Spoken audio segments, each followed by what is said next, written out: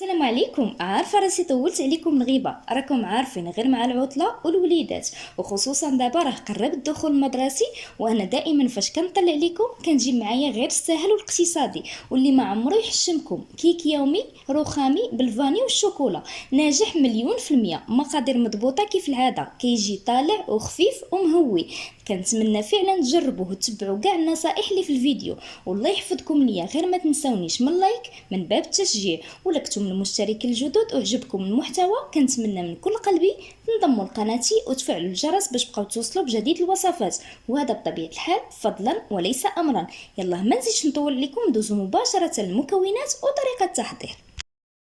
نتوكلوا على الله ونبداو الوصفه ديالنا كيف العاده. نقولوا بسم الله على بركه الله. اول حاجه غادي ناخذ المول العادي ديال الكيك، تقدروا ديروا اي مول عندكم.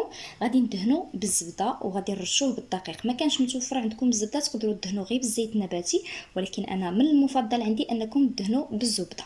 اي نوع ديال الزبده عندكم، سواء زبده ديال العلب او لا زبده من اصل حيواني. كنوضع المول ديالي في المجمد، هذه نقطه اساسيه لنجاح الكيك باش كيجي منتفخ ومهوي من الداخل. وغادي ندوزو مباشره لتحضير الكيك ديالنا اللي غادي نخدموه في الخلاط الكهربائي. غادي نحتاج 4 الحبات ديال البيض. بالنسبه للبيض انا عندي حجم صغير، داكشي علاش درت 4 ديال الحبات. الا كان عندكم البيض بحجم كبير غادي تكتفيو غير ب3 البيضات فقط. ودائما البيض كيكون بدرجه حراره المطبخ.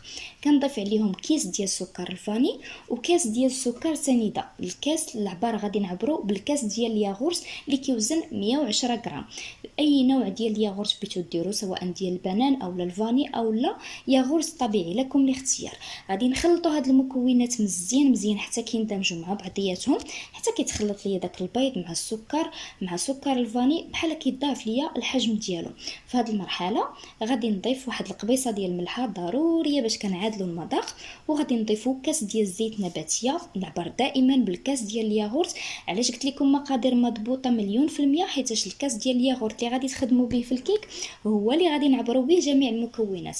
من بعد راني ضفت ياغورت بنكهه الموز، تقدروا ديروا ديال الفاني او لا ياغورت طبيعي، لكم الاختيار. كنصب الخليط ديالي في واحد الاناء وغادي ندوز باش نبدا نضيف النواشف. بالنسبه للدقيق عندي 2 الكيسان ونص. دائما العبر بالكاس ديال الياغورت، وكل وحده غادي تشوف عينها ميزانه وعلى حسب الدقيق ديالها وعلى حسب عاوتاني البيض اللي استعملات والحجم ديالو.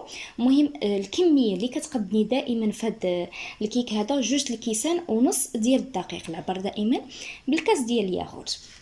غادي نضيف مباشره 2 اكياس ديال خميره الحلويات. كل كيس كيوزن 8 غرام، يعني في المجموع 16 غرام. كنخلطوا هاد المكونات وكنضيف الكميه اللي بقات ليا ديال الدقيق وكنخلطها. نتوما شوفوا معايا القوام ديال الخليط راه ما كيكونش ثقيل بزاف وما كيكونش خفيف. في المرحله الاخيره كنضيف معلقه كبيره ديال الخل، سواء الخل الابيض ولا الخل العادي، غير باش كتحيد لينا ديك زفوريات البيض وكتساعد لينا على الكيك انه يجينا مهوي من الداخل. وهذا هو القوام اللي كنتحصلوا عليه. في هذه المرحله غادي نقسم الخليط ديالي على 2، يعني جبت 2 ديال الاناءات. المهم غادي نقسم الخليط على 2. غادي نحاولوا نديروا خليط قسمين اللي كيكونوا قد قد. غادي نخلي واحد القسم على جنب، والقسم الثاني غادي نضيف ليه كيس ديال الكاكاو من فئه 7 غرام. دائما الكاكاو ديما كنقولها لكم اختاروا نوعيه اللي كتكون جيده باش هكا تحصلوا على مذاق اللي كيكون رائع في الكيك. ما كانش عندكم كيس ديال الكاكاو حاولوا انكم ديروا معلقه كبيره ديال الكاكاو. صافي هادشي اللي كاين. وكنخلط هذاك الكاكاو مع الخليط حتى كيندمج ليا مع بعضياته. وغادي ندوز مباشره باش نشكل الكيك ديالي بطريقه سهله جدا.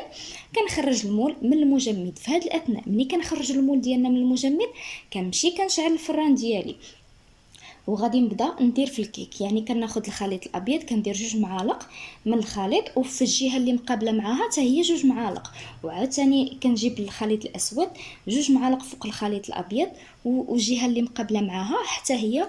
المهم راه الفيديو شارح راسو براسو الطريقه اللي سهله وبسيطه، والكيك كيجي من اروع ما يكون، كيجي مزخرف بواحد الطريقه رائعه كيف ما شفتوا معايا في بدايه الفيديو.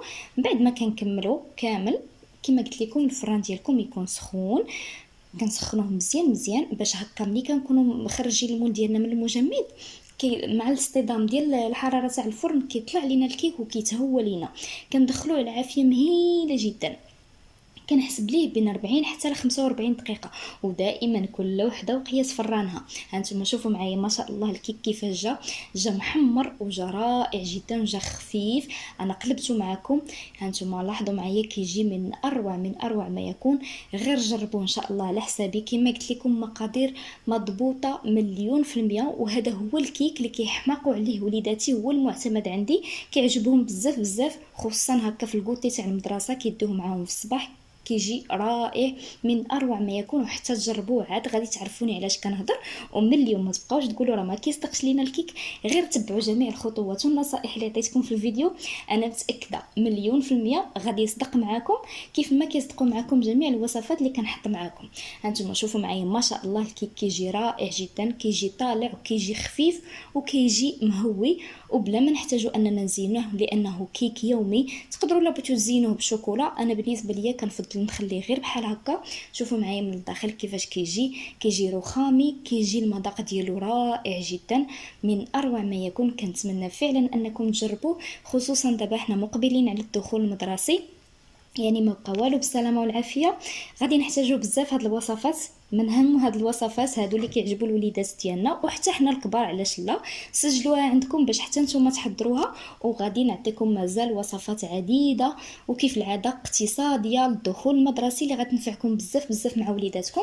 غير ما تنساونيش دائما من لايك من باب التشجيع والاشتراك في القناه الا كنتو من المشتركين الجدد وعجبكم المحتوى، وفعلوا الجرس باش تبقاو توصلوا بجديد الوصفات، وبارطاجيو الفيديو مع الاحباب والاصدقاء لتعم الفائده. يلا خليتكم على خير، الى فيديو جديد ان شاء الله، في حفظ الله ورعايته.